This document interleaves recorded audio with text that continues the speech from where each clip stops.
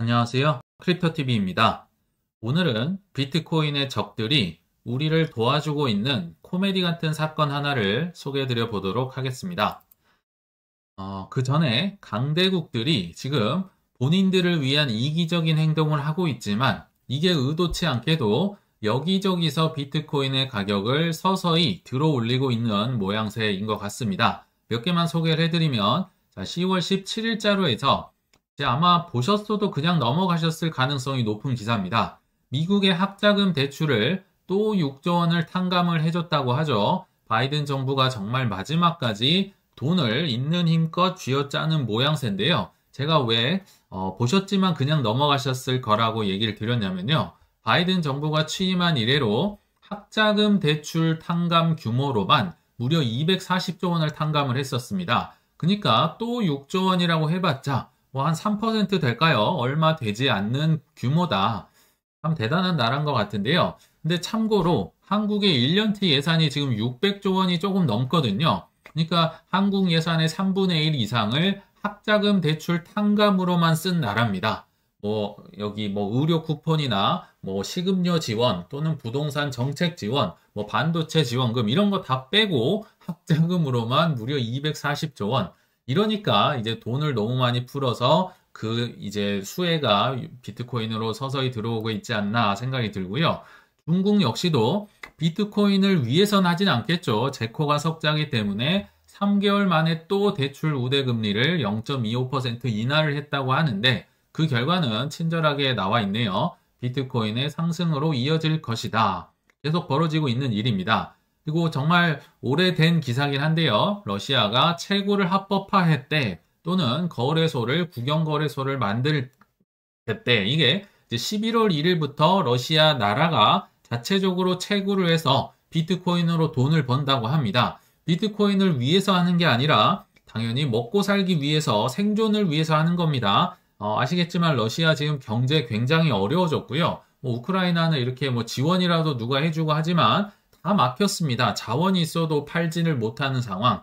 그러니까 제가 국제 정세를 정확히는 모르지만 북한은 무기나 무력은 굉장히 강하죠. 그리고 러시아는 자원이 있고 그러니까 이제 짝짝꿍에 맞아서 뭔가 동맹을 맺고 이런 행동을 하지 않았나. 그러니까 여러모로 비트코인을 써야 하는 상황에 놓였다. 참 이들이 본인을 위해서 하는 행동들이 다 비트코인을 들어 올리고 있는 거죠. 그리고 굉장히 새삼스럽지만 오랜만에 미국 정부의 빚을 한번 살펴보도록 하겠습니다. 미국 정부의 부채가 35조 트릴리언 달러니까요.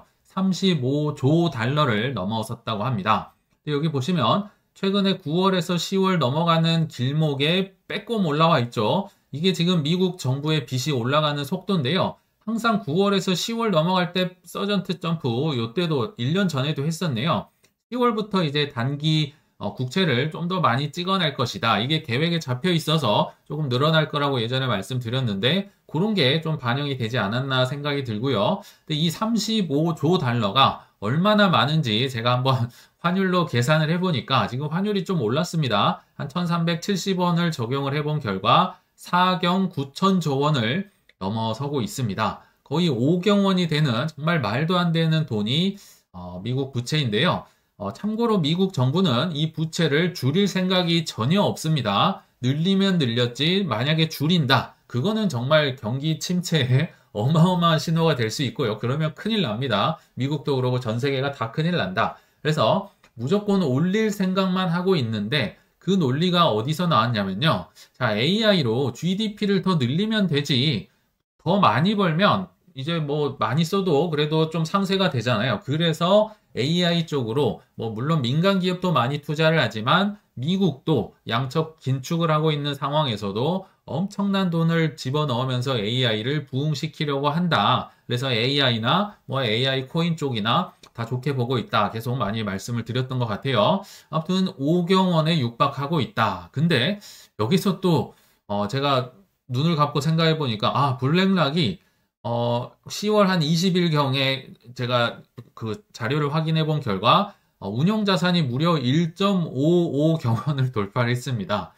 야, 이 미국 정부 부채가 4경원 넘었던 것도 엊그제일 같은데 블랙락이 1경원 넘었던 것도 최근 1년 몇 달 전으로 제가 기억을 하거든요. 야, 이 미국 말도 안 되는 정부 부채의 한 3분의 1 정도 되는 역시나 말도 안 되는 돈을 블랙락이 운영하고 있구나. 세상 블랙락의 위력을 이걸 보면서 한번 다시 확인을 했던 것 같네요. 자, 이제 본론으로 와서 아까 앞서 소개한 거는 이들이 의도치 않았는데 비트코인을 막 올려놓은 거고요. 이거는 비트코인 탄생 이래 15년간 의도적으로 비트코인을 굉장히 괴롭히는 안티팬들 많이 있죠. IMF다, BIS다, 월드뱅크다 많이 들어보셨을 겁니다.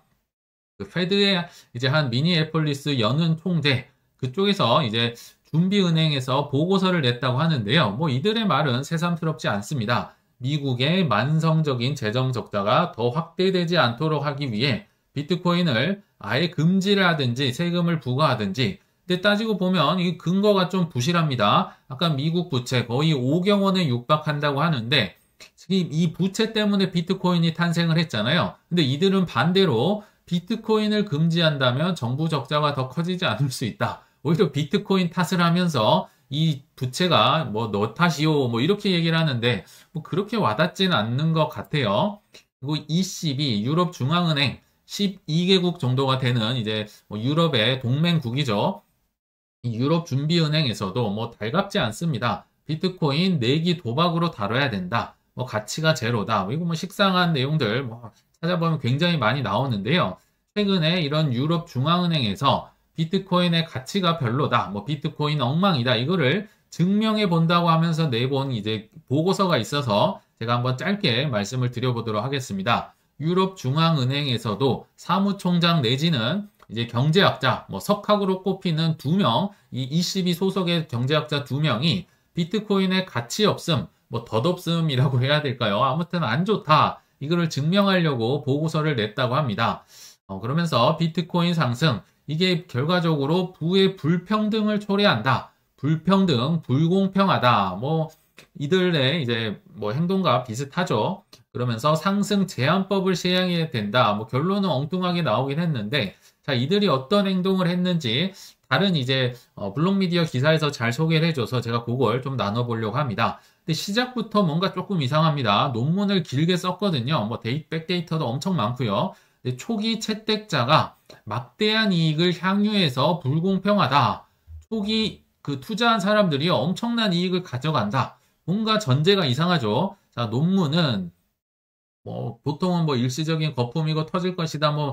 항상 듣던 얘기인데, 자, 비트코인의 가격이 계속 상승한다는 가정을 하고 논문이 시작을 합니다. 뭔가 이상합니다. 가치가 없으면 이거 뻥 터지고 0으로 가야 되는데 계속 상승한다는 가정을 하면서 들어가네요. 그러면서 정말 수많은 도표가 나왔는데 그 중에 몇 개만 한번 말씀을 드려보자면, 자, 이게 이 까만색 짙은 색이 뭐냐면 얼리버드, 빨리 비트코인을 조기 투자한 분들 이고요. 이제 옅은 회색이 늦게 나중에 추격 매수한 사람들이라고 합니다. 근데 여기를 보시면 리얼 웰스는 이제 부동산이나 주식을 의미하거든요. 빨리 비트코인을 산 사람들이 주식이나 부동산들을 보세요. 이게 미약하긴 하지만 시간이 가면 갈수록 많이 차지할 거야. 반대로 비트코인을 늦게 산 분들은 이 부동산 주식을 갈수록 덜 차지하는 거. 그래서 이걸 불공평하다고 하지 않았나 생각이 들거든요. 좀 더 구체적으로 보자면, 자, 1년, 그러니까 비트코인 태어난 이래로 이 시커먼 색이 비트코인을 빨리 산 사람들, 비트코인의 보유량이 계속 늘어나고 있죠. 그리고 나중에 추격 매수한 사람들이 여기가 지금 2009년 이래 한 15년 됐으니까 이 정도 될 것 같네요. 추격 매수한 사람들 아직도 많지 않죠. 서서히 증가는 하고 있지만 이 진한 회색에 비하면 숫자가 많지는 않은데 이건 뭘 나타내냐면요. 얼리버드가 계속 가지고만 있지 않겠죠. 이제 들고 있다가 수익화를 하면서 판 물량을 후발 주자들이 추격 매수를 이렇게 해서 따라오더라. 30년, 35년까지 가네요. 근데 이 결과가 어떻게 되느냐? 불공평하다 이겁니다. 왜 불공평하냐?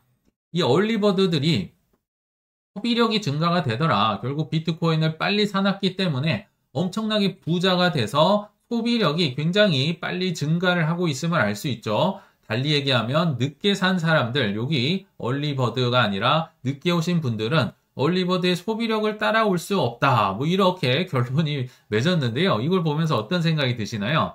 굉장히 코미디 같은 지금 얘기를 하고 있는 겁니다. 그래서 수많은 이제 트위터나 뭐 인플루언서들이 이런 의견을 내는데요. 뭐 유럽은행 마찬가지 IMF 정말 예전에는 뭐 있지도 않는 거, 눈에도 보이지 않는 거 무시를 했었죠. 그리고 13년에서 16년 역시 상관없다. 너 같은 거 필요도 없다. 뭐 관심도 규제 자체도 거의 안 했었어요. 그러나 17년부터 뭐 중국이다, 뭐 미국이다 많이 이제 규제를 한다. 뭐 버블이다, 폰지다, 사기다. 뭐 JP모건이나 블랙락이나 수많은 사람들이 뭐 골드만삭스다. 뭐 이런 얘기를 했었잖아요. 그러나 이걸로도 이제 먹히지 않아요. 그리고 이제 이들도 다 압니다. 비트코인의 가격이 0으로 가긴 어렵구나. 장기적으로 우상향하겠구나. 이걸 깨달으니까 전략을 어떻게 바꿨느냐. 우리가 너무 적게 소유하는 것은 불공평하다. 정말 말도 안 되는 결론이 나오는 건데요. 그래서 참 이 논문의 결론을 맺어보자면요. 노후에 지금 유럽 중앙은행 사무총장들이 하는 얘기입니다. 노후에 험한 꼴 안 보려면 하루빨리 비트코인 사세요. 이게 결론입니다. 너무 적게 있으면 불공평하다. 소비력이 줄어들고 부동산 못 가지지 않느냐. 이렇게 결론을 냈잖아요. 그래서 불공평한 게 아니라 당신들이 불공평하게 안 하면 될 거 아니에요. 그래서 우리가 많이 사놓고 그냥 가만히 있으면 되더라. 이게 정말 코미디 같은 결론이 나왔죠. 자, 그래서 뭐 요 정도로 하고, 자, 제가 또 지금 상황에서 우리에게 필요한 두 가지 준비 사항을 좀 한번 준비를 해봤습니다. 그 중에 첫 번째가 조용하게 계속 매수를 하고, 감사한 마음으로 오늘 안 올랐어? 아, 조금 더 사면 되지. 뭐 한 달 후에 안 올랐어? 뭐 월급이 들어온다든지, 그래서 내가 조금 더 사면 되지. 이렇게 조용하게 좀 감사를 하면서 준비를 하면 어떨까 생각이 듭니다. 그 예 중에 하나가 정말 좋은 예가 바로 부탄이라는 국가입니다. 아마 뉴스 보셨을 텐데요. 세계에서 네 번째로 많은 비트코인을 소유하고 있는 나라입니다. 여기 보시면 미국, 영국, 이제 중국, 그리고 뭐 독일도 예전에 있었겠지만 다 팔아버려서 쭉 내려갔고요. 자, 엘살바도르 위쪽에 부탄이란 나라. 인구가 80만 명, 90만 명 밖에 되지 않아요. 근데 무려 13,000개의 비트코인을 들고 있고요. 심지어 이게 산 게 아니라 다 채굴을 한 겁니다. 채굴을 했어요. 이걸 어떻게 알았냐면요. 이들은 뭐 언론 보도고 뭐고 엘살바도르처럼 떠들썩하게 하지도 않아요. 그냥 조용하게 채굴을 하고 있었다가 딱 걸렸습니다. 포브스에서요. 이 구글어스, 그러니까 그 위성 사진을 보면 이제 대략 뭐 이 나라가 어떻게 하고 있는지가 보이잖아요. 근데 포브스에서 보니까 야, 이거 뭔가 좀 이상한 거죠. 부탄이 이제 수력 발전 많이 하는데 저기 왠지 채굴을 하고 있는 것 같은데 그 네 군데를 위성 맵으로 찾아버린 겁니다. 그래서 이게 뭐 작년 말인가 걸려서 사람들에게 알려졌다. 뭐 포브스가 발견 못했으면 더 늦게 밝혀졌을 수도 있겠죠. 굉장히 조용하게 채굴을 했는데 그 계기가 여기 나옵니다. 자, 이렇게 적극적으로 나선 이유는 코로나 팬데믹 때문이더라. 위기 때 기회가 되더라 항상 하잖아요. 뭔가 뭐 아프거나 뭐 이래야 이제 좀 뭐 운동을 한다든지 변화가 되는데 이 부탄도 관광 산업이 코로나로 타격을 받으면서 뭐 관광 수입 8,800만 달러 수입이 사라져 버렸다고 합니다. 그러니까 이제 풍부한 수력 발전, 여기는 막 폭포수, 뭐 계곡이 많나 봐요. 그래서 수력 자원을 활용한 사업을 찾았고 그 결론은 비트코인이었다. 왜냐면 수력 발전의 지금 90%를 그래서 이 히말라야에서 나오는 수력 발전으로 채굴을 하기 시작하는데 이게 2020년도부터 그래서 채굴을 했었고 그때 당시 비트코인 가격이 5,000달러였는데 현재는 뭐 6만 몇천 불이더라. 기사가 이렇게 끝나거든요. 이렇게 조용히 채굴을 하면서 좀 준비를 하면서 우리가 뭐 오늘 안 오르면 감사하면서 이렇게 살 수 있는 마음가짐이 어떨까? 막 크게 치고 올라가는 게 그렇게 달갑지만은 않습니다. 저는 그냥 천천히 올라가도 좋다. 조금 돈 생기면 조금 더 뭐 사는 것도 나쁘지 않거든요. 지금도 막 많이 떨어져 있는 코인들이 제 눈에 많이 보이는 것 같습니다. 그래서 한번 정리를 해보면 아까 말씀드렸던 그 얼리버드들 마이클 세일러 역시 마찬가지였죠. 2020년도 한 8월쯤부터 샀습니다. 다들 코로나 팬데믹 때 돈을 어마어마하게 찍는 걸 보면서 아, 이건 아니구나 하면서 이제 비트코인으로 부탄이든 세일러든 눈을 돌렸었죠. 얼리버드들이 어마어마한 혜택을 지금 보고 있죠. 그리고 블랙락도 뭐 세계에서 뭐 좀 이름 좀 있는 자산운용사나 은행들 중에서는 그래도 빨리 이제 뭐 그 전부터 사전 준비를 했겠지만 회심을 하고 얼리버드로서 많은 돈을 벌고 있더라. 반대로 이제 지각한 뭐 새들이라고 할까요? 아까 추격 매수하는 분들 지금 러시아 이제서야 채굴을 하고 있죠. 사실 전쟁을 일으키려면 그 전부터 준비를 했어야 되는데 뭐 쉽게 이길 줄 알았나 봅니다. 이제서야 채굴을 준비하고 한국은 뭐 아직도 ETF조차 없고 그리고 ETF의 최강자 뱅가드도 사실 뭐 내재 가치가 없다, 쓸모가 없다 하면서 ETF 시장에 아직도 외면을 하고 들어오지 않고 있는데